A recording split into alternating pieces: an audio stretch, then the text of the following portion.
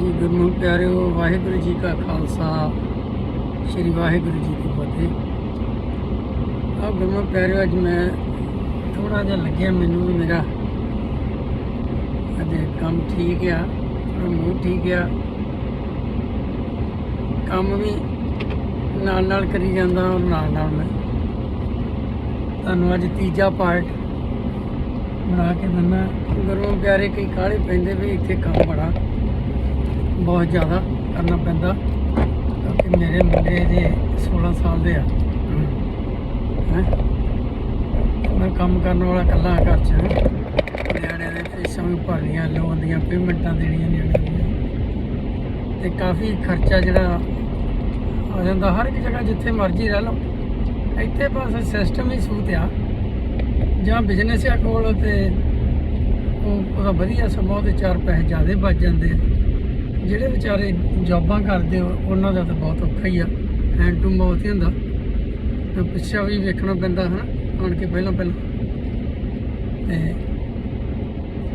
ਅੱਜ ਗੁਰਮੁਖ ਪਿਆਰੇ ਆਪਾਂ ਸ਼ੁਰੂ ਕਰਦੇ ਵੀ ਜਦੋਂ ਆਪਾਂ ਉੱਥੇ ਚਲੇ ਗਏ, ਮਾਮਾ ਦੂਜੇ ਦਿਨ ਹੀ ਕੰਮ ਤੇ ਲੈ ਗਿਆ, ਉੱਥੇ ਥੋੜੀ ਬੜੀ ਚੱਕਿਆ ਸੰਕ ਲਈ ਤੇ ਉੱਥੇ ਫਿਰ ਕੰਨਾਂ ਨੂੰ ਹੱਥ ਲਾਏ ਜਾ ਕੇ ਵੀ ਇੰਡੀਆ ਕੰਮ ਤਾਂ ਇੰਡੀਆ ਵੀ ਕਰਦੇ ਹੁੰਦੇ ਸੀ, ਪਰ ਇੱਥੇ ਬੜਾ ਹੀ ਕੰਮ ਜਿਹੜਾ ਸੀ ਲੈਂਦੇ ਸੀ। ਇੱਕ ਮੈਂ ਤੁਹਾਨੂੰ ਦੱਸਾਂ ਵੀ ਬਾਹਰ ਕਿਤੇ ਵੀ ਚੱਲ ਜਾਓ, ਇੱਥੇ ਵੀ ਅਮਰੀਕਾ ਵੀ ਆਣ ਕੇ ਦੇਖਿਆ, ਜਰਮਨ ਵੀ ਜਾ ਕੇ ਦੇਖਿਆ, ਜਿਹੜੇ ਕੋਈ ਬੰਦੇ ਕੋਲ ਪੇਪਰ ਨਹੀਂ ਹੁੰਦੇ ਉਹਨੂੰ ਗੁਰਮੁਖੋਂ ਕੰਮ ਦੁੱਗਣਾ ਲੈਂਦੇ ਨੇ, ਕੋਈ ਗਿਣਤੀ ਨਹੀਂ ਤੇ ਪੈਸੇ ਘੱਟ ਦਿੰਦੇ ਨੇ ਤੇ ਕਈ ਮਾਰ ਵੀ ਲੈਂਦੇ ਨੇ। ਬਹੁਤ ਲੋਕ ਵਧੀਆ ਵੀ ਨੇ ਜਿਹੜੇ सोचते हैं कि नहीं अगले का मेहनत दो पूरी है, पर बहुत सारे लोग इदा के ने जोड़े कि सोचते रहते हैं बंदा साड़ी कड़की जाके फसे तो असी काम लईए तो पैसे ना दईए। इस तरह मैं बहुत लोगों ने होंदी वेखी। खैर जो मैं उत्थे रहा तो सानू काम बहुत करना पैंदा ਸੀ। सवेरे 4-5 वजे उठ के तुर पैना, मेलियां ते फ्राइडे सैटरडे संडे जाके स्टैंड लाने ਤੇ ਤੜਕਾ ਹੋ ਜਾਣਾ ਤੇ ਫਿਰ ਯੰਗ ਉਮਰ ਸੀ, ਨਹੀਂ ਸੀ ਥੱਕਦੇ ਇੰਨੇ ਤੇ ਬਾਕੀ ਦਿਨਾਂ 'ਚ ਮਾਰਕੀਟਾਂ ਲਾਉਣੀਆਂ 3 ਦਿਨ 4 ਦਿਨ, ਜਿੱਥੇ ਕਿਤੇ ਸਟੈਂਡ ਬਣੇ ਹੁੰਦੇ ਸੀ ਤੇ ਸਾਰੀ ਦਿਹਾੜੀ ਖੜੇ ਰਹਿਣਾ ਪਿੱਛੇ ਤੇ ਖਾਣਾ ਪੀਣਾ ਵੀ ਜੇ ਘਰੋਂ ਲੈ ਗਏ ਠੀਕ ਹੈ, ਨਹੀਂ ਤਾਂ ਉੱਥੇ ਲੈ ਕੇ ਮਾੜਾ ਮੋਟਾ ਖਾ ਲੈਣਾ ਹੈ ਨਾ। ਤੇ ਉੱਥੇ ਇੱਕ ਗੱਲ ਸੀ ਵੀ ਪੈਸੇ ਗੌਰਮੈਂਟ ਦਿੰਦੀ ਸੀ, ਸਾਨੂੰ ਕੱਪੜਿਆਂ ਦੇ ਪੈਸੇ ਵੀ ਮਿਲਦੇ ਸੀ, ਮਹੀਨੇ ਬਾਅਦ ਉੱਦਾਂ ਵੀ ਮਿਲਦੇ ਸੀ ਤੇ ਮੇਰਾ 8 ਮਹੀਨਿਆਂ ਦੇ 8-9 ਮਹੀਨੇ ਮੇਰੇ 9 ਮਹੀਨੇ ਰਿਹਾ, 8-9 ਮਹੀਨਿਆਂ 'ਚ ਮੈਨੂੰ 4,000 ਤਾਂ ਸਰਕਾਰ ਵੱਲੋਂ ਮਿਲ ਗਿਆ। ਪੈਸੇ ਅਸੀਂ ਖਰਚਦੇ ਨਹੀਂ ਸੀ, ਨਾ ਹੀ ਇੰਡੀਆ ਭੇਜੇ ਸੀ ਆਣ ਕੇ, ਕਿ ਮਨ 'ਚ ਇਹ ਸੀ ਵੀ ਆਪਾਂ ਅੱਗੇ ਚੱਲਾਂਗੇ ਪੈਸੇ ਕਮਾ ਕੇ। ਤੇ ਕਰਦਿਆਂ ਮੈਨੂੰ ਮੁੰਡੇ ਸੀ ਜਿਹੜੇ ਮੇਲ ਹੋ ਗਿਆ, ਇੱਕ ਲਟੇਰੇ ਦਾ ਜਸਵੀਰ ਨੀਨਾ ਉਹ ਮਿਲ ਗਿਆ, ਉਹਦੇ ਨਾਲ ਕਾਲਰੇ ਦੇ ਮੁੰਡੇ ਉਹਦੇ ਘਰਾਂ ਚੋਂ ਉਹ ਮਿਲ ਗਿਆ। ਇਸ ਤਰ੍ਹਾਂ ਤੇ ਅਸੀਂ ਉੱਥੋਂ ਸਲਾਹ ਬਣਾ ਲਈ ਵੀ ਆਪਾਂ ਚੱਲੀਏ ਤੇ ਇਹਨਾਂ ਨੇ ਜਸਵੀਰ ਹੋਣਾ ਨੇ ਗਾਂ ਦੀ ਗਾਂ ਬੰਦਾ ਇੱਕ ਇੰਗਲੈਂਡ ਤੋਂ ਲੱਭਿਆ, ਹਰਚਰਨ ਕਵੈਂਟਰੀ ਦਾ, ਤੇ ਉੱਥੇ ਜਦੋਂ ਲੱਭ ਕੇ ਅਸੀਂ ਫਰੈਂਕਫਰਟ ਆਏ, ਗੱਲਬਾਤ ਕੀਤੀ ਉਹਨੇ ਸਾਡੇ ਕੋਲ $4500 ਮੰਗਿਆ। ਬਹੁਤ ਉਦੋਂ ਘੱਟ ਰੇਟ ਸੀ, ਸਸਤੇ ਸੀ। 4500 ਰੇਟ ਮੰਗਿਆ, ਅਸੀਂ ਹਾਂ ਕਰਤੀ ਉਹਨੂੰ। ਉਹਦੇ ਨਾਲ ਇੱਕ ਬੱਗੇ ਦਾ ਮੁੰਡਾ ਸੀ, ਜਿੱਥੋਂ ਦੇ ਮੰਗੀ ਤੇ ਬੱਗਾ ਤੇ ਦੁੱਲਾ ਬੱਗਾ ਖੇਡਦੇ ਆ। ਸਾਡੇ ਪਿੰਡ ਦਾ ਇਹਨਾਂ ਦਾ ਦੁੱਲੇ ਦਾ ਉਸਤਾਦ ਸੀ, ਗਾਂਧਰਾ ਦਾ ਪੰਮਾ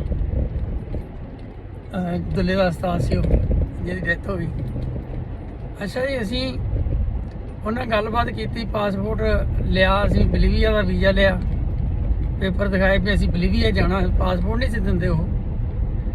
ਤੇ ਉਹਨਾਂ ਨੂੰ ਅਸੀਂ ਕਿਹਾ ਵੀ ਇੱਥੇ ਵਿਹਲੇ ਅਸੀਂ ਕੀ ਕਰਦੇ ਹਾਂ, ਪਾਸਪੋਰਟ ਦੇ ਦਿਓ ਵੀ ਅਸੀਂ ਬਲੀਵੀਆ ਜਾ ਕੇ ਤਾਂ ਖੇਤੀ ਕਰਨੀ ਹੈ। ਮੁੜ ਕੇ ਅਸੀਂ ਜਦੋਂ ਸਾਨੂੰ ਪਾਸਪੋਰਟ ਮਿਲ ਗਿਆ, ਅਸੀਂ ਏਜੰਟ ਨੂੰ ਦੱਸਿਆ ਵੀ ਪਾਸਪੋਰਟ ਅਸੀਂ ਲੈ ਲਿਆ ਵਾਪਸ, ਤੇ ਉਹਨੇ ਸਾਡੀ ਟਰਾਈ ਕੀਤੀ ਨਿਕਾਰਾਗੁਆ ਦਾ ਵੀਜ਼ਾ ਲਵਾਉਣ ਲਈ, ਕਿਉਂਕਿ ਨਿਕਾਰਾਗੁਆ ਲੈ ਕੇ ਜਾਣਾ ਸੀ, ਉੱਥੋਂ ਨੇ ਅੱਗੇ ਲੈ ਕੇ ਜਾਣਾ ਸੀ। ਤੇ ਨਿਕਾਰਾਗੁਆ ਦਾ ਵੀਜ਼ਾ ਨਾ ਮਿਲਿਆ ਸਾਨੂੰ। ਹੁਣ ਉੱਥੇ ਅਸੀਂ ਜ਼ਿਆਦਾ ਰਹਿ ਨਹੀਂ ਸੀ ਸਕਦੇ। ਉਹਨੇ ਸਾਨੂੰ ਨਿਕਾਰਾਗੁਆ ਦੀ ਟਿਕਟ, ਅੱਗੇ ਹੰਡੂਰਾਸ ਤੱਕ ਦੀ ਟਿਕਟ ਬਣਾ ਕੇ ਤੇ ਨਿਕਾਰਾਗੁਆ ਦੀ ਸਟੇ ਬਣਾਤੀ ਵੀ ਇੱਥੇ ਉਤਰ ਜਾਣਗੇ ਤਾਂ ਉੱਥੇ ਵੀਜ਼ਾ ਮਿਲ ਜਾਂਦਾ ਹੁੰਦਾ 10-15 ਦਿਨ ਦਾ, ਫਿਰ ਲੋਕ ਵਧਾਈ ਜਾਂਦੇ ਸੀ। ਤੇ ਇਸ ਤਰ੍ਹਾਂ ਅਸੀਂ ਉੱਥੋਂ ਸਲਾਹ ਕਰਕੇ, ਮੈਂ ਜਿਹੜੇ ਪੈਸੇ ਸੀਗੇ ਮਾਮੇ ਦੇ ਕੋਲ ਹੀ ਰੱਖੇ ਸੀ ਸਾਰੇ। ਮਾਮੇ ਨੇ ਇੰਡੀਆ ਨੂੰ ਜਾਣਾ ਸੀ ਤੇ ਮੈਂ ਉਹਨੂੰ, ਮਾਮੇ ਨੂੰ ਕਿਹਾ ਵੀ ਮੇਰੀ ਭੈਣ ਨੂੰ ਪੈਸੇ ਚਾਹੀਦੇ ਇੰਗਲੈਂਡ, ਤੇ ਉਹਨੂੰ ਪਾ ਦੇ। ਜੇ ਮੈਂ ਮਾਮੇ ਨੂੰ ਦੱਸਦਾ ਸ਼ਾਇਦ ਮਾਮਾ ਆਉਣਾ ਦਿੰਦਾ, ਮੈਨੂੰ ਕਹਿੰਦਾ ਮੈਂ ਤੈਨੂੰ ਇੱਥੇ ਪੱਕਾ ਕਰਾ ਦਿੰਦਾ ਤੇ ਤੇਰੇ ਪੇਪਰ ਬਣਾ ਦਿੰਦਾ, ਕਿਉਂਕਿ ਇੱਦਾਂ ਦੇ ਕੰਮ ਇੱਕ ਦੋ ਵਾਰੀ ਹੋ ਗਿਆ। ਮਾਮੇ ਦਾ ਟੌਰ ਜਿਹਾ ਬਣ ਗਿਆ ਤੇ ਮਾਮਾ ਚਾਹੁੰਦਾ ਸੀ ਵੀ ਮੇਰਾ ਭਾਣਜਾ ਇੱਥੇ ਰਹੇ। ਪਰ ਮੇਰੇ ਜਿੱਦਾਂ ਮਨ 'ਚ ਸੀ ਵੀ ਮੈਂ ਅੱਗੇ, ਮੇਰਾ ਭਰਾ ਅਮਰੀਕਾ ਦੇ ਵਿੱਚ ਸੀ ਵੀ ਮੈਂ ਉੱਥੇ ਜਾਣਾ। ਵੱਡਾ ਭਰਾ ਮੇਰਾ ਅਮਰੀਕਾ ਸੀ, ਉਹ ਇੱਥੇ ਆਇਆ ਸੀ 1982 'ਚ ਸ਼ਾਇਦ। ਉਹ ਵੀ ਜਰਮਨ 'ਚੋਂ ਆਇਆ ਸੀ। ਉਦੋਂ ਜਰਮਨ 'ਚੋਂ ਵੀਜ਼ੇ ਮਿਲ ਜਾਂਦੇ ਸੀ ਸਿੱਧੇ ਮੈਕਸੀਕੋ ਦੇ। ਮੈਕਸੀਕੋ ਤੋਂ ਬਾਰਡਰ ਪਾਰ ਕਰਦੇ ਸੀ, ਅਮਰੀਕਾ ਚਲੇ ਜਾਂਦੇ ਸੀ। ਬਹੁਤ ਦੁਨੀਆ ਆਈ ਇੱਦਾਂ, ਪਰ ਸਾਡੀ ਵਾਰੀ ਉਹ ਬੰਦ ਸੀ। ਤੇ ਉਹ ਮੈਂ ਮਾਮੇ ਤੋਂ ਪੈਸੇ ਇੰਗਲੈਂਡ ਨੂੰ ਪਵਾਤੇ ਆਪਣੀ ਭੈਣ ਨੂੰ, ਤੇ ਉਹ ਮੇਰਾ ਲਾ ਲੂ ਕੇ $4000 ਬਣਿਆ। ਤੇ ਫਿਰ ਮਾਮੇ ਦੇ ਦੋਸਤ ਸੀ ਉੱਥੇ ਰਾਜਸਥਾਨ ਦੇ, ਨਿੰਦਰ ਹੋਣੀ, ਸਵਰਨ ਹੋਣੀ, ਉਹਨਾਂ ਨੂੰ ਮੈਂ ਕਿਹਾ ਵੀ ਮੈਨੂੰ $1000 ਚਾਹੀਦਾ ਤੇ ਤੁਸੀਂ ਮਾਮੇ ਤੋਂ ਲੈ ਲਿਓ। ਤੇ ਉਹਨਾਂ ਨੂੰ ਪਤਾ ਲੱਗ ਗਿਆ ਵੀ ਇਹਨੇ ਚਲੇ ਜਾਣਾ, ਉਹਨਾਂ ਨੂੰ ਚਾੜ ਕੇ ਦੇਤਾ ਵੀ ਇਹ ਚੱਲ ਜਵੇ ਸਗੋਂ, ਕਿਉਂਕਿ ਤੁਹਾਨੂੰ ਪਤਾ ਕੋਈ ਕਿਸੇ ਦਾ ਜ਼ੋਰ ਵੇਖ ਕੇ, ਕਿਸੇ ਦਾ ਚੜਾਈ ਵੇਖ ਕੇ ਰਾਜੀ ਨਹੀਂ ਹੁੰਦੇ ਸੀ ਉੱਥੇ ਇੱਕ ਦੂਜੇ ਦੀ। ਉਹਨੂੰ ਮੈਂ ਜਦੋਂ ਦੱਸਿਆ, ਮੈਂ ਕਿਹਾ ਇੱਦਾਂ ਚਾਹੀਦੇ ਮੈਨੂੰ ਪੈਸੇ, ਉਹਨਾਂ 1 ਮਿੰਟ ਨਹੀਂ ਲਾਇਆ, ਪੈਸੇ ਦੇ ਦੇ। ਉੱਥੋਂ ਜੇ ਅਸੀਂ ਪੈਸੇ ਏਜੰਟ ਨੂੰ 4-4000 ਦਿੱਤਾ, 500-500 ਏਜੰਟ ਕਹਿੰਦਾ ਕੋਲ ਰੱਖ ਲਓ। ਤੇ ਅਸੀਂ ਉੱਥੋਂ ਫਲਾਈਟ ਜਰਮਨ ਚੋਂ ਕਰਾਈ ਸਾਡੀ ਰਸ਼ੀਆ। ਤੇ ਰਸ਼ੀਆ ਆਣ ਕੇ ਅਸੀਂ ਵੇਖਿਆ ਸਾਡੇ ਨਾਲ 4 ਮੁੰਡੇ ਉਹਦੇ ਹੀ ਹੋਰ ਇਕੱਠੇ ਹੋ ਗਏ। ਉਹ ਇੱਥੇ ਨੂਰਮਹਿਲ ਫਲੋਰ ਲਾਗੇ ਦੇ ਸੀ। ਮੈਨੂੰ ਨਾਂ ਤਾਂ ਉਹਨਾਂ ਦਾ ਪਤਾ, ਪਿੰਡ ਚੇਤਾ ਭੁੱਲ ਗਿਆ। ਇੱਕ ਦਾ ਨਾਂ ਗਰਨੇਕ ਸੀ, ਬੜਾ ਉਹਨਾਂ ਨਾਲ ਹੱਸਦੇ ਖੇਡਦੇ ਨੇ। ਇੱਕ ਪੰਮੀ ਸੀ, ਇੱਕ ਇੱਥੇ ਵੀ ਮੈਨੂੰ ਟੱਕਰਿਆ ਬਾਬਾ, ਉਹ ਸੀ। ਸਾਨੂੰ 5 ਜਣਿਆਂ ਨੇ ਫਲਾਈਟ ਕੀਤੀ। ਅਸੀਂ, ਮੈਂ ਸੀ ਤੇ ਦੂਸਰਾ ਪੰਮੀ ਸੀਗਾ ਟਮੇਲੀ ਦਾ, ਜਿਹੜਾ ਨੀਨਾ ਜਸਵੀਰ ਹੈ ਸਾਡੇ ਤੋਂ ਫਿਰ ਬਾਅਦ 'ਚ ਆਇਆ। ਅੱਛਾ, ਅਸੀਂ ਉੱਥੋਂ ਜਰਮਨ 'ਚੋਂ ਫਲਾਈਟ ਕੀਤੀ। ਫਲਾਈਟ ਕਰਕੇ ਅਸੀਂ ਰਸ਼ੀਆ ਸਟੇ ਹੋਈ। ਰਸ਼ੀਆ ਤੋਂ ਅੱਗੇ ਨਿਕਾਰਾਗੁਆ, ਕਿਉਂਕਿ ਰਸ਼ੀਆ 'ਚ ਇੱਕ ਫਲਾਈਟ ਚੱਲਦੀ ਸੀ ਐਰੋਫਲੋਟ, ਉਹ ਸਾਨੂੰ ਪਤਾ ਨਹੀਂ ਲੱਗਾ। ਉਹ ਗੈਂਡਰ 에ਅਰਪੋਰਟ ਤੇ ਲੱਗਦੀ ਸੀ ਜਾ ਕੇ ਕੈਨੇਡਾ ਦੇ। ਤੇ ਉੱਥੋਂ ਬਹੁਤ ਬੰਦੇ ਮਗਰੋਂ ਉਤਰ ਕੇ ਗਏ, ਪਰ ਸਾਨੂੰ ਪਤਾ ਨਹੀਂ ਸੀ। ਪਹਿਲੀ ਵਾਰੀ ਵੀ ਜਾਂ ਤਾਂ ਟਿਕਟ ਅਸੀਂ ਉਹ ਗਾਂਹ ਦੀ ਬਣਾ ਲੈਂਦੇ, ਪਰ ਏਜੰਟ ਸੀ ਜਿਹੜਾ ਉਹ ਨਿਕਾਰਾਗੁਆ ਤੋਂ ਅੱਗੇ ਉਹਦੇ ਐਡਜਸਟ ਕੀਤਾ ਹੁੰਦਾ ਸੀ, ਉੱਥੋਂ ਗਾਂਹ ਲੈ ਜਾਂਦਾ ਸੀਗਾ। ਅੱਛਾ ਜੀ, ਅਸੀਂ ਉੱਥੇ ਨਿਕਾਰਾਗੁਆ 'ਚੋਂ ਫਲਾਈਟ ਲੱਗੀ ਤੇ ਅਸੀਂ ਉਹਨਾਂ ਨੂੰ ਜਾ ਕੇ ਵੀਜ਼ਾ ਮੰਗਿਆ ਤੇ ਉਹਨਾਂ ਸਾਨੂੰ ਵੀਜ਼ਾ ਨਹੀਂ ਦਿੱਤਾ। ਬੜਾ ਜ਼ੋਰ ਲਾਇਆ ਉਹਨਾਂ ਸਾਨੂੰ 5 ਨੂੰ ਉਸੇ ਫਲਾਈਟ 'ਚ ਵਾਪਸ ਚੜਾ ਕੇ ਤੇ ਇੰਡੀਆ ਡਿਪੋਰਟ ਕਰ ਦਿੱਤਾ। ਅਸੀਂ ਇੰਡੀਆ ਡਿਪੋਰਟ ਹੋ ਗਏ। ਰਾਹ 'ਚ ਹੁਣ ਤੁਹਾਨੂੰ ਪਤਾ ਵੀ ਹਾਲਤ ਕਿੱਦਾਂ ਦੀ ਹੁੰਦੀ, ਜਦੋਂ ਬੰਦਾ ਮਸੀਂ ਗਿਆ ਹੋਵੇ ਬਾਹਰਲੇ ਕੰਟਰੀ 'ਚ ਤੇ ਉੱਥੋਂ ਗਾਂਹ ਜਾਣ ਦੇ ਚੱਕਰ 'ਚ ਡਿਪੋਰਟ ਹੋ ਜਾਏ, ਹੈ ਨਾ। ਤੇ ਅਸੀਂ ਉੱਥੋਂ ਕੀ ਕੀਤਾ, ਦਿੱਲੀ 에ਅਰਪੋਰਟ ਉਤਰ ਕੇ ਨਾ ਸਾਨੂੰ 에ਅਰੋਫਲੋਟ ਵਾਲੇ ਟੀਚਰਾਂ ਕਰਨ ਆ ਗਏ, ਪੈਸੇ ਖਰਾਬ ਕਰਕੇ 에ਅਰਲਾਈਨ ਵਾਲੇ। ਤੇ ਅਸੀਂ ਕਿਹਾ ਵੀ ਨਹੀਂ, ਅਸੀਂ ਤਾਂ ਉੱਥੋਂ ਕਮਾਏ ਸੀ, ਉੱਥੇ ਖਾਧੇ ਸੀ। ਅੱਛਾ, ਅਸੀਂ ਦਿੱਲੀ ਦੇ 에ਅਰਪੋਰਟ ਤੋਂ ਬਾਹਰ ਨਿਕਲ ਕੇ ਅਸੀਂ ਫੋਨ ਕੀਤਾ ਏਜੰਟ ਨੂੰ, ਹਰਚਰਨ ਨੂੰ। ਅਸੀਂ ਕਿਹਾ ਜੀ ਆ ਆਪਣੇ, ਅਸੀਂ ਤਾਂ ਡਿਪੋਰਟ ਹੋ ਗਏ, ਇੱਥੇ ਆ ਗਏ ਬਈ, ਅਸੀਂ ਤਾਂ ਮਸੀਂ ਨਿਕਲੇ ਸੀ ਵੀ ਕੰਮ ਖਰਾਬ ਹੋ ਗਿਆ। ਉਹ ਵਿਚਾਰਾ ਵੀ ਏਜੰਟ ਇੰਨਾ ਚੰਗਾ ਨਿਕਲਿਆ ਨਾ। ਅੱਜ ਕੱਲ੍ਹ ਦੇ ਏਜੰਟ ਆ ਤੁਹਾਡੇ ਕੋਲ ਪੈਸੇ ਲੈ ਜਾਂਦੇ ਆ, ਭੱਜ ਜਾਂਦੇ ਆ, ਤੁਹਾਡੀ ਬਾਤ ਨਹੀਂ ਪੁੱਛਦੇ। ਤੇ ਮੈਨੂੰ ਨਹੀਂ ਲੱਗਦਾ ਵੀ ਉਹਨੇ ਸਾਡੇ ਟ੍ਰਿਪ 'ਚੋਂ ਪੈਸਾ ਇੰਨਾ ਬਣਾਇਆ ਹੋਊਗਾ। ਇੱਕ ਤਾਂ ਹੈ ਹੀ $4500 ਲਿਆ ਉਹਨੇ, ਉਹਦੇ ਵਿੱਚ ਹੀ ਉਹਨੇ ਟਿਕਟਾਂ ਬਣਾ ਕੇ ਦਿੱਤੀਆਂ ਸਾਨੂੰ, ਹੈ ਨਾ।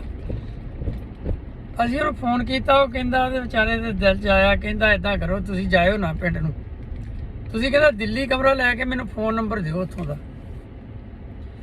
ਅੱਛਾ, ਅਸੀਂ ਦਿੱਲੀ ਕਮਰਾ ਲੈ ਲਿਆ। ਮੈਂ ਤਾਂ ਪੰਮੀ ਡਮੇਲੀ ਵਾਲਾ, ਇਹਦੀ ਪੰਮੀ ਦੀ ਸਿਸਟਰ ਉੱਥੇ ਦਿੱਲੀ ਰਹਿੰਦੀ ਸੀ, ਅਸੀਂ ਉਹਦੇ ਕੋਲ ਰਹਿਣ ਲੱਗ ਗਏ। ਸਾਡੇ ਨਾਲ ਦੇ 4 ਜਣਿਆਂ ਨੂੰ ਅਸੀਂ ਹੋਟਲ ਲੈਤਾ ਤੇ ਅਸੀਂ ਸਵੇਰੇ ਉਹਨਾਂ ਕੋਲ ਚੱਲ ਜਾਣਾ, ਤਾਜ ਤੋਜ ਖੇਡੀ ਜਾਣੀ ਤੇ ਗਾਲਾਂ ਤਾਈਂ ਫਿਰ ਅਸੀਂ ਸੌਣ ਵੇਲੇ ਨੂੰ ਆ ਜਾਣਾ ਸੀ। ਤੇ ਉੱਥੋਂ ਫਿਰ ਉਹ ਮੁੰਡੇ ਨਾਲ ਦਿਆਂ ਨੇ ਭਲਵਾਨ ਫਲੋਰ ਵਾਲੇ ਨੂੰ ਲਿਆਂਦਾ ਟਿਕਟਾਂ ਬਣਾਉਣ ਨੂੰ। ਤੇ ਸਾਨੂੰ ਏਜੰਟ ਨੇ ਕਿਹਾ ਵੀ ਤੁਸੀਂ ਨਿਕਾਰਾਗੁਆ ਦੇ ਐਮਬੈਸੀ 'ਚ ਵੀਜ਼ਾ ਅਪਲਾਈ ਕਰੋ। ਅੱਛਾ, ਸਾਡੇ ਕੋਲ ਵੀਜ਼ਾ ਅਪਲਾਈ ਕੀਤਾ, 1.5-2 ਹਫ਼ਤੇ ਵੀਜ਼ਾ ਨਹੀਂ ਮਿਲਿਆ, ਉਹਨਾਂ ਕੋਈ ਜਵਾਬ ਨਹੀਂ ਦਿੱਤਾ। ਫਿਰ ਏਜੰਟ ਕਹਿੰਦਾ ਵੀ ਇਦਾਂ ਕਰੋ, ਟਿਕਟਾਂ ਬਣਾ ਕੇ ਸਾਡੇ ਕੋਲ ਨਾ ਪੀਰੂ ਦਾ ਵੀਜ਼ਾ ਲੈ ਕੇ ਦਿੱਤਾ ਇਹਨੇ, ਪੀਰੂ ਦਾ, ਵੀ ਤੁਸੀਂ ਪੀਰੂ ਨੂੰ ਆ ਜਾਓ ਤੇ ਮੈਂ ਉੱਥੇ ਆਊਂਗਾ ਤੁਹਾਡੇ ਪਿੱਛੇ। ਅਸੀਂ ਗੁਰਮੁਖ ਪਿਆਰ, ਉਹਨੇ ਸਾਨੂੰ ਏਜੰਟ ਨੇ ਉੱਥੋਂ ਆਪਦੇ ਵਾਕਫ ਕੋਲੋਂ 2 ਲੱਖ ਰੁਪਈਆ ਦਵਾਇਆ ਤੇ ਅਸੀਂ 2 ਲੱਖ ਰੁਪਈਆ ਸਾਰੇ ਜਣੇ ਲੈਣ ਗਏ। ਭਲਵਾਨ ਸੀ ਨਾਲ ਲੈਣ ਗਏ, ਅਸੀਂ ਭਲਵਾਨ ਨੂੰ ਫੜਾਤਾ, ਉਹਨੇ ਸਾਡੀਆਂ ਟਿਕਟਾਂ ਬਣਾਤੀਆਂ। ਫਿਰ ਸਾਡੀ ਜਿਵੇਂ ਫਲਾਈਟ, ਸਾਨੂੰ ਪਤਾ ਲੱਗ ਗਿਆ ਵੀ ਪਰਸੋਂ ਦੀ ਫਲਾਈਟ ਆ। ਅਸੀਂ ਫਿਰ ਸਾਰਿਆਂ ਜਾਣੇ, ਸਾਡੇ ਨਾਲ ਦੇ 4 ਆਏ ਨਹੀਂ, ਮੈਂ ਤਾਂ ਪੰਮੀ, ਮੈਂ ਕਿਹਾ ਵੀ ਚੱਲ ਪੰਜਾਬ ਆਪਾਂ ਮਿਲ ਆਈਏ। ਅਸੀਂ ਪਿੰਡ ਨੂੰ ਚੱਲ ਗਏ, ਫਗਵਾੜੇ ਤੋਂ ਆਪਣੇ ਉਧਰ ਨੂੰ ਹੋ ਗਿਆ, ਮੈਂ ਨਕੋਦਰ ਵੱਲ ਨੂੰ ਹੋ ਗਿਆ। ਤੇ ਘਰ ਬੜੇ ਹਨੇਰਾ ਕਰਕੇ ਜਿੱਦਾਂ ਫੜ ਕੇ ਜਾਗਦੇ ਹੁੰਦੇ ਯਾਰ, ਉਹ ਘਰ ਦੇ ਕਹਿੰਦੇ ਕੀ ਗੱਲ ਹੋਈ? ਮੈਂ ਕਿਹਾ ਵੀ ਆਹ ਗੱਲ ਹੋਈ ਆ ਵੀ ਮੈਂ ਦਿਹਾੜੀ ਕੀ ਰਹਿਣਾ ਬਈ, ਇੱਕ ਵਾਰੀ ਟਰਾਈ ਜ਼ਰੂਰ ਮਾਰਨੀ ਅੱਗੇ ਦੀ। ਫਿਰ ਕਹਿੰਦੇ ਠੀਕ ਆ। ਤੇ ਇੱਕ ਮੈਂ ਗੁਰਮੁਖ ਤੁਹਾਨੂੰ ਦੱਸਦਾ, ਜਦੋਂ ਮੈਂ ਨਾ ਜਰਮਨ ਗਿਆ, ਮੇਰੇ ਘਰ ਕੋਈ ਇੱਦਾਂ ਦੀ ਕਦੇ ਮੈਂ ਡੈਥ ਨਹੀਂ ਸੀ ਹੋਈ ਜ਼ਿੰਦਗੀ 'ਚ ਵੇਖੀ। ਤੇ ਜਦੋਂ ਮੈਂ ਅਜੇ ਮਈ 'ਚ ਉੱਥੇ ਪਹੁੰਚਿਆ, ਜੁਲਾਈ 'ਚ ਮੇਰੀ ਮਾਤਾ ਦੀ ਡੈਥ ਹੋ ਗਈ। ਬੜਾ ਮੇਰਾ ਮਨ ਉੱਥੇ, ਤੁਹਾਨੂੰ ਪਤਾ ਹੀ ਹੈ, ਜਦੋਂ ਮਾਤਾ ਦੀ ਉਮਰ ਵੀ ਨਹੀਂ ਸੀ ਇੰਨੀ, 65-67 ਸਾਲ ਦੀ। ਉਦੋਂ ਪੂਰੇ 1 ਮਹੀਨੇ ਬਾਅਦ ਮੇਰੇ ਫਾਦਰ ਦੀ ਡੈਥ ਹੋ ਗਈ। ਉਦੋਂ 1.5-2 ਮਹੀਨੇ ਬਾਅਦ ਮੇਰੇ ਇੱਕ ਬ੍ਰਦਰ ਦੀ ਡੈਥ ਹੋ ਗਈ। ਮੈਨੂੰ ਉੱਥੇ ਜਿੰਨਾ ਚਿਰ ਰਿਹਾ ਮੌਤਾਂ ਨਹੀਂ ਘੇਰ ਛੱਡਿਆ। ਫਿਰ ਵੀ ਉੱਥੇ ਕੰਮ ਜਿਹੜਾ ਉਹਦਾ ਕਰਨਾ ਹੀ ਪੈਣਾ ਸੀ ਭਾਈ। ਅੱਛਾ ਜੀ, ਅਸੀਂ ਦਿੱਲੀ, ਅਸੀਂ ਘਰ ਨੂੰ ਮਿਲਣ ਗਏ, ਉਹ ਰਾਤ ਰਹੇ ਘਰ। ਦੂਜੇ ਦਿਨ ਫਿਰ ਮੈਂ ਆਪਣੇ ਖੇਤਾਂ 'ਚ ਵੀ ਗੇੜਾ ਮਾਰ ਕੇ ਆਇਆ। ਸਾਡੀ ਟਰਾਲੀ ਗੰਨੇ ਦੀ ਫਸੀ ਸੀ, ਉਹ ਕਢਾਈ ਲੱਦ ਕੇ, ਤੇ ਦੂਜੀ ਰਾਤ ਰਹਿ ਕੇ ਫਿਰ ਤੀਜੇ ਦਿਨ ਅਸੀਂ ਦਿੱਲੀ ਨੂੰ ਆ ਗਏ। ਤੇ ਉੱਥੇ ਫਗਵਾੜੇ ਅਸੀਂ ਫੇਰ ਟੱਕਰ ਗਏ। ਇਹ ਵਾਅਦਾ ਕੀਤਾ ਵੀ ਇੱਥੇ ਮਿਲਾਂਗੇ ਆਪਾਂ। ਉੱਥੇ ਅਸੀਂ ਆ ਗਏ ਤਾਂ ਉੱਥੋਂ ਦਿੱਲੀੋਂ ਫਿਰ ਅਸੀਂ ਫਲਾਈਟ ਕਰਨ ਗਏ ਤਾਂ ਸਾਨੂੰ 에ਅਰੋਫਲੇਟ ਵਾਲੇ ਫਿਰ ਉਹ ਬੰਦੇ ਟੱਕਰ ਗਏ ਜਿਹੜੇ ਮੋਹਰੇ ਹੁੰਦੇ ਉਹਨਾਂ ਦੇ, ਨਾ ਉਹ ਸਾਨੂੰ ਕਹਿੰਦੇ ਤੁਸੀਂ ਫੇਰ ਆ ਗਏ ਵੀ ਤੁਸੀਂ ਕਿਉਂ ਮਾਂ ਪਿਓ ਦੇ ਪੈਸੇ ਖਰਾਬ ਕਰਦੇ ਹੋ। ਅਸੀਂ ਉਹਨਾਂ ਨੂੰ ਫਿਰ ਦੱਸਿਆ ਵੀ ਅਸੀਂ ਮਾਂ ਪਿਓ ਦੇ ਨਹੀਂ, ਵੀ ਸਾਡੇ ਕਮਾਏ ਸੀ ਪੈਸੇ, ਤੁਸੀਂ ਚਿੰਤਾ ਨਾ ਕਰੋ। ਤੇ ਵੀ ਕਹਿੰਦੇ ਤੁਸੀਂ ਫੇਰ ਖੱਜਲ ਖਰਾਬ ਹੋ ਕੇ ਆਉਂਗੇ। ਅਸੀਂ ਕਹੇ ਹੁਣ ਨਹੀਂ ਮੁੜਨਾ। ਮੈਂ ਕਿਹਾ ਤੁਹਾਨੂੰ ਆਣ ਕੇ ਦੱਸਾਂਗੇ ਜਦੋਂ 4-5 ਸਾਲ ਆਏ। ਅਸੀਂ ਜੀ ਪੀਰੂ ਚੱਲ ਗਏ ਤੇ ਰਾਹ 'ਚ ਫਲਾਈਟ ਲੱਗੀ ਪੀਰੂ ਨੂੰ ਜਾਂਦਿਆਂ ਉਹ 에ਅਰੋਫਲੋਟ ਦੀ ਫਲਾਈਟ ਸੀ, ਗੈਂਡਰ 에ਅਰਪੋਰਟ ਤੇ ਲੱਗੀ। ਅਸੀਂ ਗਲਤੀ ਕਰਕੇ ਅਸੀਂ ਪਾਸਪੋਰਟ ਛੱਡ ਕੇ ਵਿੱਚ ਹੀ ਜਹਾਜ਼ ਦੇ, ਤੇ ਨਹੀਂ ਤਾਂ ਉੱਥੋਂ ਅਸੀਂ ਸਲਾਹ ਕੀਤੀ ਸੀ ਵੀ ਅਸੀਂ ਉੱਥੇ ਲੁਕ ਜਾਈਏ, ਪਰ ਜੇ ਤੁਹਾਡੇ ਪਾਸਪੋਰਟ ਕੋਲ ਸੀ ਤਾਂ ਫਿਰ ਤੁਸੀਂ ਲੁਕ ਨਹੀਂ ਸਕਦੇ, ਫੜ ਕੇ ਚੜਾ ਲੈਂਦੇ ਆ, ਕਿਉਂਕਿ ਉੱਥੇ ਆਲੇ ਦੁਆਲੇ ਭੱਜਣ ਨੂੰ ਜਗ੍ਹਾ ਹੈ ਨਹੀਂ, ਨਿਕਲ ਨਹੀਂ ਦਿੰਦੇ ਬਾਹਰ ਕਿਸੇ ਪਾਸੇ, ਬਰਫ਼ ਹੀ ਬਰਫ਼ ਹੈ ਉੱਥੋਂ। ਜੇ ਅਸੀਂ ਸਾਨੂੰ ਪਤਾ ਹੁੰਦਾ ਵੀ ਗੈਂਡਰ 에ਅਰਪੋਰਟ ਆ ਗਿਆ ਤੇ ਫਿਰ ਅਸੀਂ ਉੱਥੇ ਪਾਸਪੋਰਟ ਪਾੜ ਕੇ ਸੱਟ ਜਾਂਦੇ ਤਾਂ ਮੁੜ ਕੇ ਉੱਥੇ ਜਾ ਕੇ ਅਸੀਂ ਹੱਥ ਖੜੇ ਕਰ ਦਿੰਦੇ। ਕਿਉਂਕਿ ਜਦੋਂ ਅਸੀਂ ਅਮਰੀਕਾ ਆ ਗਏ ਉਦੋਂ ਮੈਂ ਕਈ ਅਖਬਾਰਾਂ 'ਚ ਪੜ੍ਹੇ ਵੀ ਇੰਨੇ ਬੰਦੇ ਉੱਥੋਂ ਗੈਂਡਰ 에ਅਰਪੋਰਟ ਤੋਂ ਇੱਥੇ ਦਾਖਲ ਹੋਏ। ਤੇ ਉੱਥੋਂ ਅਸੀਂ ਪੀਰੂ ਜਿੱਦਾਂ ਰਾਤ ਨੂੰ ਜਾ ਕੇ ਅਸੀਂ ਸੌਂ ਗਏ। ਬਹੁਤ ਥੱਕੇ ਬਹੁਤ ਸੀ, ਬਹੁਤ ਲੰਬੀ ਫਲਾਈਟ ਸੀ। ਅਸੀਂ ਕਮਰਾ ਲਿਆ ਹੋਟਲ 'ਚ ਜਾ ਕੇ ਦੁਪਹਿਰਾਂ ਨੂੰ ਅਸੀਂ ਸੌਂ ਗਏ ਤੇ ਸਲਾਹ ਕੀਤੀ ਵੀ ਜਿਹੜਾ ਉੱਠੇ ਉਹ ਦੂਜੇ ਇੰਤਕਾਲਾਂ ਨੂੰ ਉਠਾ ਲਵੇ ਤੇ ਫਿਰ ਰੋਟੀ ਪਾਣੀ ਖਾਣ ਚੱਲਾਂਗੇ ਬਾਹਰ ਆਪਾਂ। ਅਸੀਂ ਨਹਾ ਨੂੰ ਕੇ ਸੌਂ ਗਏ ਤੇ ਮੈਨੂੰ ਤੜਕੇ 3 ਵਜ ਗਏ, ਉੱਠਿਆ ਕੋਈ ਵੀ ਨਹੀਂ। 3 ਵਜੇ ਤੜਕੇ ਇੱਕ ਸਾਡੇ ਨਾਲ ਦਾ ਨਾ ਗਾਲਾਂ ਕੱਢਣ ਡਿਆ ਸਾਨੂੰ, ਕਹਿੰਦਾ ਮੈਨੂੰ ਇਕੱਲੇ ਨੂੰ ਇੱਥੇ ਛੱਡ ਗਏ ਸੁੱਤੇ ਨੂੰ, ਆਪ ਰੋਟੀ ਪਾਣੀ ਖਾ ਆਏ ਆ। ਮੈਨੂੰ ਮੈਂ ਵੀ ਉੱਠਿਆ, ਮੈਂ ਕਿਹਾ ਆਹ ਪੈ ਸਾਰੇ ਜਾਣੇ, ਕੋਈ ਨਹੀਂ ਗਿਆ ਵੀ ਉੱਠੇ ਕੋਈ ਨਹੀਂ। ਅੱਛਾ ਜੀ, ਅਸੀਂ ਕਿਹਾ ਚਲੋ ਹੁਣ ਬ੍ਰੇਕਫਾਸਟ ਕਰੀਏ। ਉੱਠ ਕੇ ਸਵੇਰੇ ਗਏ ਅਸੀਂ ਬ੍ਰੇਕਫਾਸਟ ਕਰਨ। ਉੱਥੇ ਇੰਡੀਆ ਵਰਗੇ ਕੰਮ, ਮਾਰਕੀਟਾਂ ਖਾਣੇ ਖੂਣੇ ਲੱਗੇ ਰੇਹੜੀਆਂ ਦੇ ਉੱਤੇ, ਤੇ ਅਸੀਂ ਉਹਨੂੰ ਕਹੀ ਵੀ ਸਾਨੂੰ ਆਮਲੇਟ ਬਣਾ ਦੇ, ਕੌਫੀ ਬਣਾ ਦੇ। ਕੌਫੀ ਸਮਝ ਲੱਗੇ, ਆਮਲੇਟ ਸਮਝ ਨਾ ਲੱਗੇ, ਤੇ ਉਹਨੂੰ ਆਮਲੇਟ ਸਮਝ ਨਹੀਂ ਲੱਗਿਆ। ਤੇ ਜਦੋਂ ਸਮਝ ਨਹੀਂ ਲੱਗਾ ਤੇ ਉਹਨੂੰ ਸਾਡੇ ਨਾਲ ਦਾ ਜਿਹੜਾ ਬਾਬਾ ਸੀ ਉਹਨੂੰ ਕਹਿੰਦੇ ਸੀ ਤੇ ਉਹ ਤਾਂ ਇੱਥੇ ਮੈਨੂੰ ਟੱਕਰਦਾ ਰਹਿੰਦਾ ਹੁਣ ਵੀ। ਉਹਨੇ ਜਦੋਂ ਕੁੱਕੜ ਬਾਗ ਦਿੰਦਾ ਇਦਾਂ ਕੀਤੀ ਕੁੱਕੜੂ ਕੁਕੜੂ, ਤੇ ਉਹਨਾਂ ਨੇ ਆਂਡੇ ਕੱਢ ਕੇ ਸਾਡੇ ਅੱਗੇ ਰਾਤ ਨਾਲੇ ਹੱਸੇ ਬੜਾ ਸਾਰੇ ਜਾਣੇ। ਤੇ ਉੱਥੇ ਵੀ ਏਜੰਟ ਸੀ ਜਿਹੜਾ ਸਾਡੇ ਪੀਰੂ ਮਗਰ ਆ ਗਿਆ ਸਾਡੇ। ਉਹ ਦੇਖੋ ਕਿੰਨਾ ਵਧੀਆ ਏਜੰਟ ਹੋਊਗਾ। ਨਾਲ ਉਹਨੇ ਇੱਕ ਬੰਦਾ ਹੋਰ ਰਹਿੰਦਾ ਸੀ ਉੱਥੇ, ਉਹ ਵੀ ਲੈ ਕੇ ਆਂਦਾ। ਦੂਸਰਾ ਉਹਦਾ ਨਾਂ ਸੀਗਾ, ਮੈਂ ਹੁਣੇ ਲਿਆ ਵੀ ਸੀ, ਗੁਰਨੇਕ। ਅੱਛਾ, ਉਹਨੂੰ ਲੈ ਆਂਦਾ ਨਾਲ, ਤੇ ਨਾਲ ਆਪ ਆ ਗਿਆ। ਆਣ ਕੇ ਦੂਜੇ ਦਿਨ ਸਾਨੂੰ ਲੈ ਕੇ ਉਹ ਚਲ ਗਿਆ ਉੱਥੋਂ ਦੀ ਨਿਕਾਰਾਗੁਆ ਦੀ ਵੈਸੀ। ਅਸੀਂ ਉੱਥੇ ਵੀਜ਼ੇ ਲੱਗਣੇ ਦੇ ਤੇ ਆਪ ਅਸੀਂ ਘੁੰਮਣ ਫਿਰਨ ਚੱਲ ਗਏ। ਜਦੋਂ ਅਸੀਂ 4 ਵਜੇ ਆਏ ਤੇ ਉਹਨਾਂ ਨੇ ਵੀਜ਼ੇ ਸਾਨੂੰ ਫੜਾਤੇ ਵੀ ਆ ਚੱਕੋ ਵੀਜ਼ੇ ਆਪਣੇ। ਤੇ ਸਾਡੀ ਖੁਸ਼ੀ ਦੀ ਕੋਈ ਹੱਦ ਨਾ ਰਹੀ। ਮੁੜ ਕੇ ਦੂਜੇ ਦਿਨ ਟਿਕਟਾਂ ਬਣਾਈਆਂ, ਤੀਜੇ ਦਿਨ ਫਿਰ ਸਾਨੂੰ ਉਹਨੇ ਘੁਮਾਇਆ ਉੱਥੇ। ਅਸੀਂ ਉੱਥੇ ਵੇਖਿਆ 40 ਫੈਮਲੀਆਂ ਇੰਡੀਅਨ। ਇੱਕ ਫੈਮਿਲੀ ਵੇਖੀ ਸਾਰੇ ਪੀਰੂ ਦੇ ਲੀਮਾ ਸ਼ਹਿਰ ਨੂੰ ਦੁੱਧ ਸਪਲਾਈ ਕਰਦੀ ਹੈ, ਲੀਮਾ ਰਾਜਧਾਨੀ, ਔਰ ਬੜੀ ਸਾਫ ਸੁਥਰੀ ਰਾਜਧਾਨੀ ਸੀ ਉਹ। ਤੇ ਉੱਥੇ ਜੇ ਪੈਸੇ ਤੜਾਉਣ ਗਏ ਸੀ, ਸਾਨੂੰ ਹਾਸਾ ਆਇਆ। ਅਸੀਂ $5 5 ਦਿੱਤੇ ਨੇ, ਇਹ ਜਿਹੜੀਆਂ ਦੱਥੀਆਂ ਸਾਨੂੰ ਪੈਸਿਆਂ ਦੀਆਂ ਬੰਨ੍ਹ ਕੇ ਦੇਤੀਆਂ ਉਹਨਾਂ ਨੇ, ਬੈਗਾਂ 'ਚ ਪਾ ਕੇ ਲਿਆਏ। ਇੰਨੀ ਕਰੰਸੀ ਉੱਥੋਂ ਦੀ ਜਿਹੜੀ ਉਹ ਛੋਟੀ ਸੀ। ਅੱਛਾ, ਉੱਥੋਂ ਫਿਰ ਅਸੀਂ ਫਲਾਈਟ ਬਣਾ ਲਈ, 2-3 ਦਿਨ ਘੁੰਮ ਕੇ ਅਸੀਂ ਪੀਰੂ ਦੀਆਂ ਉਹਦੇ ਟਿਕਟਾਂ ਬਣਾਈਆਂ, ਉਹ ਵੀ ਆਪਣਾ ਇੰਡੀਅਨ ਏਜੰਟ ਨਿਕਲਿਆ। ਤੇ ਉੱਥੋਂ ਅਸੀਂ ਫਲਾਈਟ ਲਈ ਆਪਣੇ ਨਿਕਾਰਾਗੁਆ ਦੀ। ਰਸਤੇ 'ਚ 2 ਵਾਰੀ ਸਾਡੀ ਸਟੇ ਹੋਈ। ਤੇ ਉੱਥੋਂ ਇੱਕ ਜਿੱਥੋਂ ਹੁਣ ਆਉਂਦੇ ਨਾ ਲੋਕੀ ਪਨਾਮਾ ਤੋਂ, ਉੱਥੇ ਵੀ ਸਟੇ ਕੀਤੀ ਅਸੀਂ। ਪਨਾਮਾ ਦਾ ਜਿਹੜਾ ਨਿਕਾਰਾਗੁਆ ਤੱਕ ਦਾ ਸਫ਼ਰ ਆ ਉਹ ਬਾਹਲਾ ਭੈੜਾ ਕਹਿੰਦੇ। ਹੁਣ ਜਦ ਨਿਕਾਰਾਗੁਆ ਵਾਲੇ ਵੀਜ਼ਾ ਨਹੀਂ ਦਿੰਦੇ, ਪਨਾਮਾ ਲੋਕੀ ਆ ਜਾਂਦੇ ਉੱਥੋਂ, ਫਿਰ ਤੁਰ ਕੇ ਆਉਂਦੇ ਹੁਣ। ਅੱਛਾ ਜੀ, ਪਨਾਮਾ ਤੋਂ ਵੀ ਸਾਡੀ ਫਲਾਈਟ ਨਿਕਾਰਾਗੁਆ ਦੀ ਰਾਜਧਾਨੀ ਮਨਾਗੁਆ ਇੱਥੇ ਲੱਗੀ। ਲਵੇ ਗਰਮੀ ਇੰਨੀ ਸੀ ਉੱਥੇ। ਅਸੀਂ ਜਰਮਨ 'ਚੋਂ ਜਦੋਂ ਆਏ ਠੰਡ 'ਚੋਂ, ਉੱਥੇ ਮਿਹਨਤ ਸੀ। ਇੱਥੇ ਸੀ ਜਿਵੇਂ ਭੂਮੱਧ ਰੇਖਾ ਲੰਘਦੀ ਲਾਗੋਂ ਦੀ ਗੁਆਟੇਮਾਲਾ ਦੀ, ਇੱਥੇ ਗਰਮੀ ਬੜੀ ਸੀ। ਤੇ ਉੱਥੇ ਜਦੋਂ ਅਸੀਂ ਉਤਰੇ ਹਾਂ ਤੇ ਏਅਰਪੋਰਟ ਦੇ ਬਾਹਰ ਗਏ ਹਾਂ, ਤੇ 5 ਮੁੰਡੇ ਆਪਣੇ ਇੰਡੀਆ ਤੋਂ ਏਜੰਟ ਲੈ ਆਇਆ ਕੋਈ, ਉਹ ਬੈਠੇ ਰੋਣ ਡਏ। ਨਾ ਏਜੰਟ ਨੂੰ ਕੋਈ ਪਤਾ ਲੱਗਿਆ ਤੇ ਨਾ ਉਹਨਾਂ ਨੂੰ ਲੱਗੇ। ਤੇ ਏਜੰਟ ਨੇ ਆਪਣੇ ਆਪ ਨੂੰ ਬਣਾਇਆ ਵੀ ਮੈਂ ਇਹਨਾਂ ਦੇ ਨਾਲ ਹੀ ਆਇਆ। ਸਾਨੂੰ ਤੀਜੇ ਚੌਥੇ ਦਿਨ ਪਤਾ ਲੱਗਾ, ਉਹ ਭੱਜ ਗਿਆ ਫਿਰ। ਅੱਛਾ, ਉਹ ਆਣ ਕੇ ਰੋਣ ਡਿਆ ਬੈਠੇ। ਅਸੀਂ ਉਹਨੂੰ ਪੁੱਛਿਆ ਵੀ ਕੀ ਗੱਲ ਹੋ ਗਈ। ਉਹ ਆਏ ਤੁਸੀਂ ਕਿੱਥੋਂ? ਉਹ ਕਹਿੰਦੇ ਵੀ ਅਸੀਂ ਆਏ ਇੰਡੀਆ ਤੋਂ।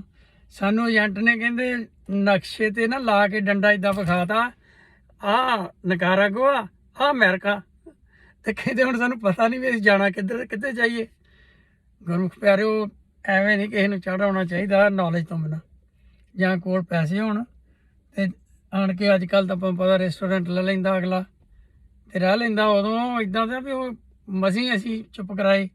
ਫਿਰ ਅਸੀਂ ਜਿੱਥੇ ਸਾਡੇ ਨਾਲ ਦਾ ਰਹਿੰਦਾ ਸੀ ਜਸਵੀਰ, ਉਹਨੇ ਆਣ ਕੇ ਸਾਡੇ ਤੋਂ ਹਫ਼ਤਾ ਪਹਿਲਾਂ ਕਮਰਾ ਲੈ ਲਿਆ ਸੀ, ਕਿਉਂਕਿ ਉਹਨੂੰ ਵੀਜ਼ਾ ਮਿਲ ਗਿਆ ਸੀ ਨਿਕਾਰਾਗੁਆ ਦਾ। ਤੇ ਅਸੀਂ ਉਹਨੇ ਉੱਥੇ ਜਾ ਕੇ ਕਮਰੇ ਲੈ ਲਏ, ਤੇ ਉਹਨਾਂ ਨੂੰ ਵੀ ਨਾਲ ਕਮਰੇ ਦਵਾਏ। ਫਿਰ ਅਸੀਂ ਆਪਣਾ ਏਜੰਟ ਸੀ ਜਿਹੜਾ ਸਾਡਾ, ਉਹ ਉੱਥੋਂ ਪੀਰੂ ਤੋਂ ਸਾਨੂੰ ਚੜ੍ਹਾ ਕੇ ਤਾਂ ਆਪ ਮੁੜ ਗਿਆ ਸੀ ਇੰਗਲੈਂਡ ਨੂੰ ਮੁੜ ਗਿਆ ਸੀ। ਉੱਥੋਂ ਵਾਪਸ ਆਇਆ ਉਹ ਦੁਬਾਰੇ, ਸਾਨੂੰ ਉੱਥੇ ਛੱਡ ਕੇ ਚਲ ਗਿਆ ਸੀ। ਤੇ ਉਹ ਕਹਿੰਦਾ ਵੀ ਮੈਂ 2 ਹਫ਼ਤਿਆਂ 'ਚ ਆ ਜਾਊਂ। ਫਿਰ ਅਸੀਂ 18 ਦਿਨ ਰਹੇ ਨਿਕਾਰਾਗੁਆ, ਪੂਰੇ 18 ਦਿਨ। ਉੱਥੇ ਖਾਣ ਪੀਣ ਨੂੰ ਆਪਣਾ ਇੰਡੀਆ ਵਰਗਾ ਨਹੀਂ ਮਿਲਦਾ ਸੀ। ਉੱਥੇ 3 ਕੁ ਚੀਜ਼ਾਂ ਦੇ ਨਾਂ ਆ ਗਏ, ਰੋਸ, ਫਰਕੋਲਸ, ਤੁਰਤੀਆ। ਤੇ ਉਹੀ ਖਾਣੇ। ਸਾਡੀ ਚਾਹ ਛੁੱਟ ਗਈ ਉੱਥੇ, ਕਦੇ ਚਾਹ ਨਹੀਂ ਸੀ ਛੱਡੀ। ਚਾਹ ਛੁੱਟ ਗਈ, ਨਾ ਚਾਹ ਮਿਲੀ। ਤੇ ਦਿਨੇ ਅਸੀਂ ਜਿਸ ਤਰ੍ਹਾਂ ਬ੍ਰੇਕਫਾਸਟ ਕਰਨਾ, ਜੂਸ ਜਾਸ ਪੀ ਲੈਣਾ। ਦੁਪਹਿਰਾਂ ਨੂੰ ਉਹੀ ਰਾਜਮਾਂਹ ਤੇ ਚੌਲ ਤੇ ਤੁਰਤੀਆ, ਰੋਟੀਆਂ ਵਰਗੀਆਂ ਹੁੰਦੀਆਂ ਪਰ ਰੋਟੀਆਂ ਨਹੀਂ ਹੁੰਦੀਆਂ, ਉਹ ਪੱਕੀਆਂ ਨਹੀਂ ਹੁੰਦੀਆਂ ਚੰਗੀ ਤਰ੍ਹਾਂ। ਤੇ ਉਹ ਖਾ ਲੈਣੀਆਂ। ਰਾਤ ਨੂੰ ਅਸੀਂ ਸਾਰਿਆਂ ਨੇ ਇੱਕ ਰੈਸਟੋਰੈਂਟ ਚੱਲ ਜਾਣਾ, ਉੱਥੇ ਮਿਊਜ਼ਿਕ ਵੀ ਲੱਗਾ ਹੁੰਦਾ ਸੀ, ਲੋਕੀ ਭੰਗੜਾ ਪਾਉਂਦੇ ਸੀ। ਖਾਣ ਪੀਣ ਨੂੰ ਸਸਤਾ ਹੀ ਸੀ ਉੱਥੇ। ਤੇ ਜਿਹੜੇ ਪੀਂਦੇ ਸੀ ਉਹਨਾਂ ਨੇ ਉਹ ਰਸ ਦੀ ਸ਼ਰਾਬ ਹੁੰਦੀ ਉੱਥੇ, ਉਹ ਪੀ ਲੈਣੀ। ਕਈਆਂ ਨੇ ਜੂਸ ਪੀ ਲੈਣਾ, ਕਈਆਂ ਨੇ ਮੁੜ ਕੇ ਅਸੀਂ ਉਹ ਚਿਕਨ ਖਾ ਕੇ, ਮੁੰਡਿਆਂ ਨੇ ਤਾਂ ਰਾਤ ਨੂੰ ਅਸੀਂ 11-12 ਵਜੇ ਆ ਕੇ ਸੌਂ ਜਾਣਾ। ਸਵੇਰ ਨੂੰ ਫਿਰ ਮਜ਼ੇ ਨਾਲ ਉੱਠ ਕੇ ਫਿਰ ਸਾਰਾ ਦਿਨ ਵਿਹਲੇ ਹੀ ਦੇ ਬਈ ਉੱਥੇ ਦੇਖੀ ਭੁੱਖ ਉਸ ਟਾਈਮ ਤੇ, ਇੰਨੀ ਭੁੱਖ ਦੱਸ ਨਹੀਂ ਹੁੰਦਾ ਵੀ ਇੰਨਾ ਇੰਨਾ ਗਰੀਬ ਲੋਕ ਸੀਗੇ ਉਸ, ਬਹੁਤ ਜ਼ਿਆਦਾ। ਜੋ ਮੈਂ ਰਸਤੇ 'ਚ ਆਇਆ, ਰਸਤੇ ਦੀ ਵੀ ਤੁਹਾਨੂੰ ਮੈਂ ਦੱਸੂਗਾ ਵੀ ਬਹੁਤ ਹੀ ਜ਼ਿਆਦਾ ਗਰੀਬੀ ਆ ਉੱਥੇ ਇਹਨਾਂ ਦੇਸ਼ਾਂ ਦੇ ਵਿੱਚ। ਤਾਂ ਵੇਖੋ ਉਹ ਅਮਰੀਕਾ ਦੇ ਨਾਲ ਲੱਗਦੇ ਆ ਤੇ ਉਹਨਾਂ ਦਾ ਹਾਲਾਤ ਜਿਹੜੇ ਬਾਹਲੇ ਮਾੜੇ ਆ।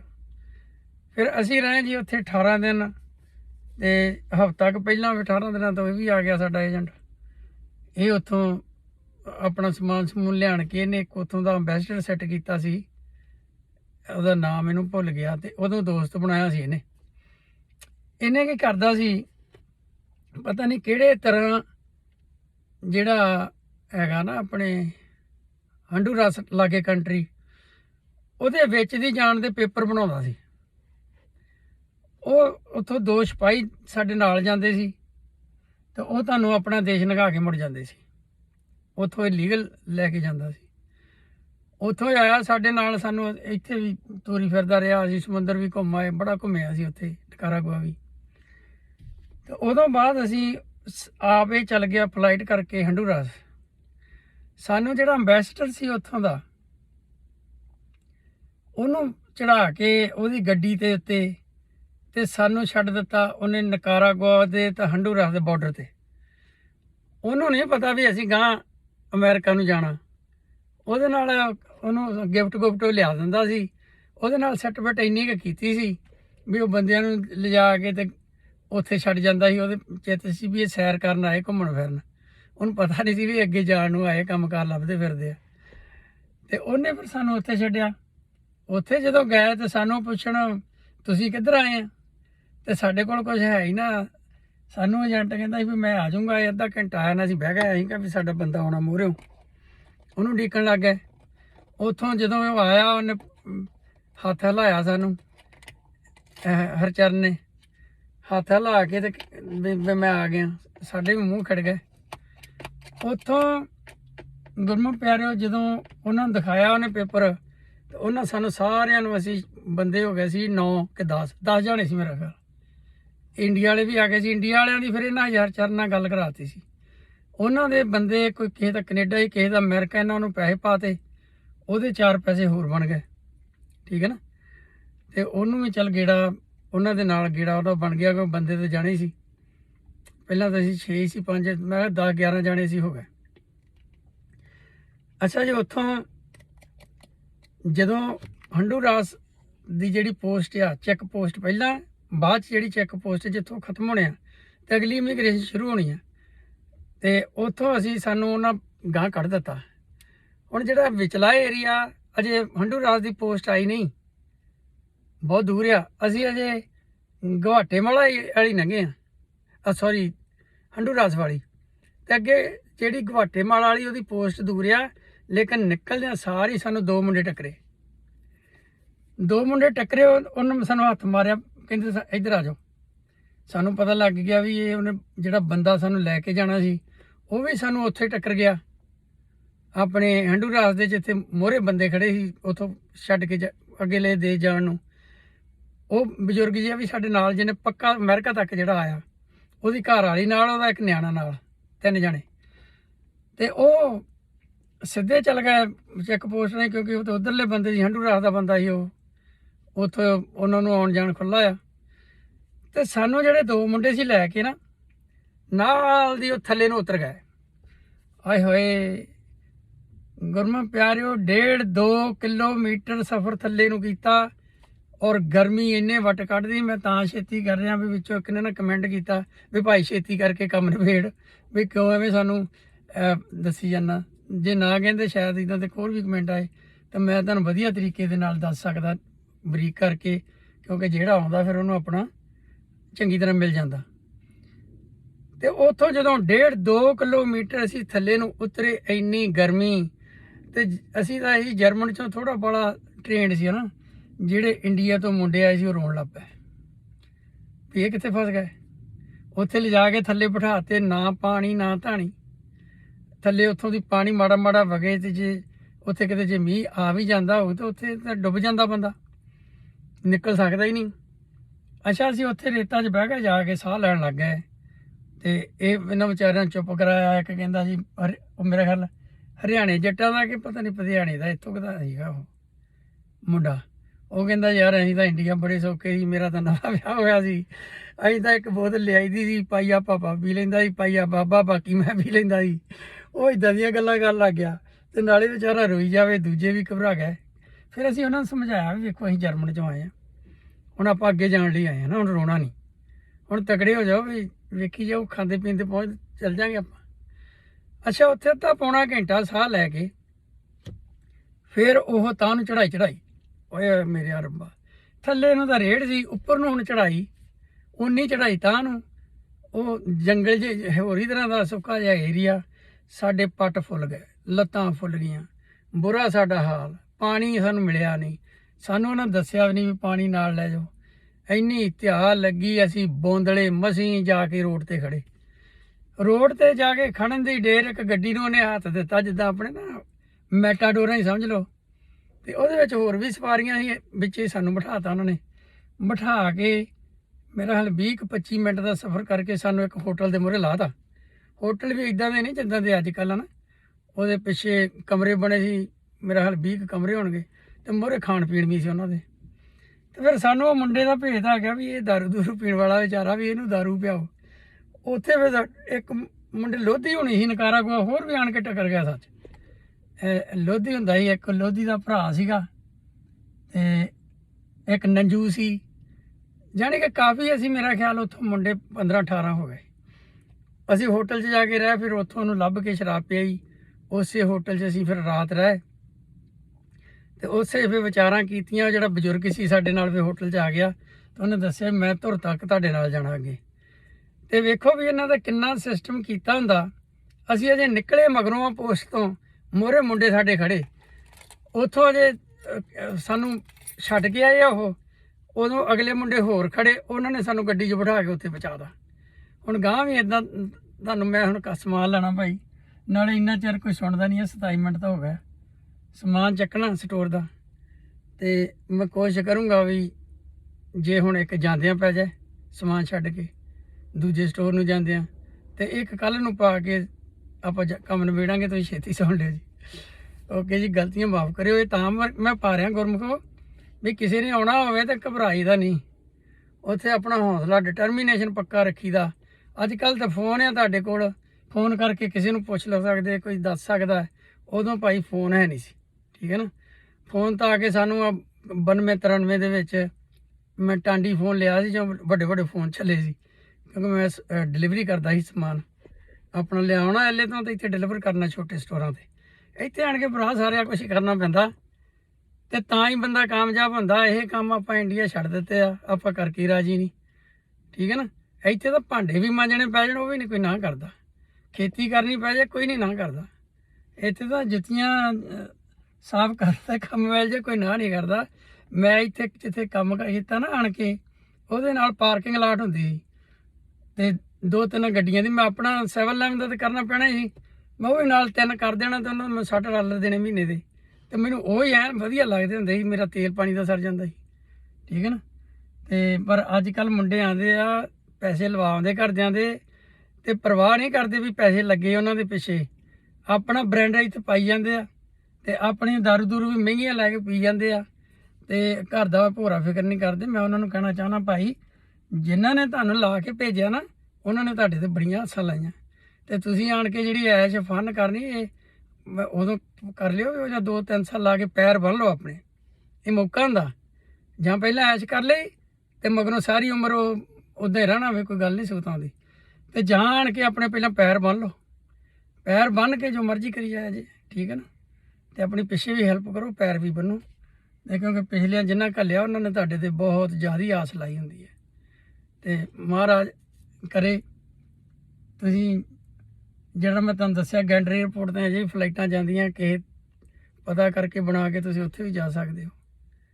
ਤੇ ਬਾਕੀ ਆਪਾਂ ਹੁਣ ਦੁਬਾਰੇ ਫਿਰ ਪਾਵਾਂਗੇ ਦੂਜੀ 4 ਨੰਬਰ ਇੱਥੇ ਫਤਿਹ ਬਲੋਰੇ ਵਾਹਿ ਖਾਲਸਾ ਵਾਹਿ ਫਤਿਹ।